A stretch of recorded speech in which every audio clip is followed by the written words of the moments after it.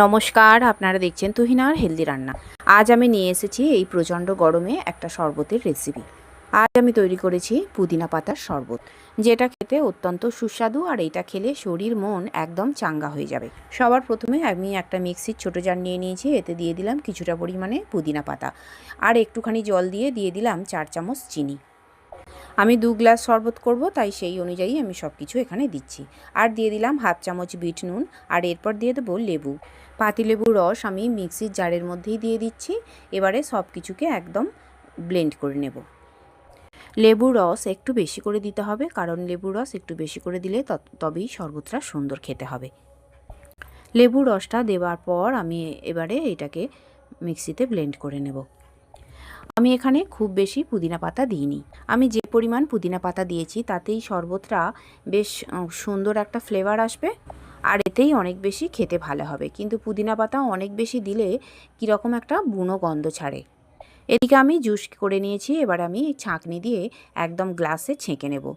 একদমই সমপরিমাণ 2 গ্লাসে এই জুসটা আমি নেব। ছেঁকে নিলে ওই পুদিনা পাতার একটা ছিবড়ে থাকে, সেইটা বেরিয়ে যাবে আর শরবতটাও খেতে বেশ ভালো লাগবে। এদিকে আমার ছেঁকে নেওয়া হয়ে গেছে। মিক্সির জারটা আমি ধুয়ে একটুখানি জল দিয়ে দিলাম, আর এরপর আমি এতে জল দেব। এখন আমি 2 গ্লাসে সমান পরিমাণে জল দিয়ে দেব। এই জলটা আমার ফ্রিজের জল নয়, আমি এমনি নর্মাল যে কলের জল সেটাই নিয়েছি। আর জলটা দিয়ে দেওয়ার পর আমি এতে দিয়ে দেবো হাফ চামচ করে জলজিরা পাউডার। এই জলজিরা পাউডারটা আমি ঘরেই তৈরি করেছিলাম, সেখান থেকেই আমি হাফ চামচ করে এখানে দিয়ে দিচ্ছি। এখন একটা চামচে করে খুব ভালো করে আমি মিশিয়ে নেব, আর তারপর একটু টেস্ট করে দেখে নেব যে সব কিছু আমার ঠিকঠাক হয়েছে কিনা। আমার একটু লেবু আর চিনি কম হয়েছে, তাই আমি দিয়ে দিলাম 2 গ্লাসেই একটু একটু করে লেবুর রস। শরবতে এই টক মিষ্টির পরিমাণ একটু বেশি বেশি হলেই খেতে ভালো লাগে, তাই আমি আরও একটু করে লেবুর রস, আর লেবুর রসটা দেবার পর দিয়ে দেবো চিনি আর একটুখানি করে নুন।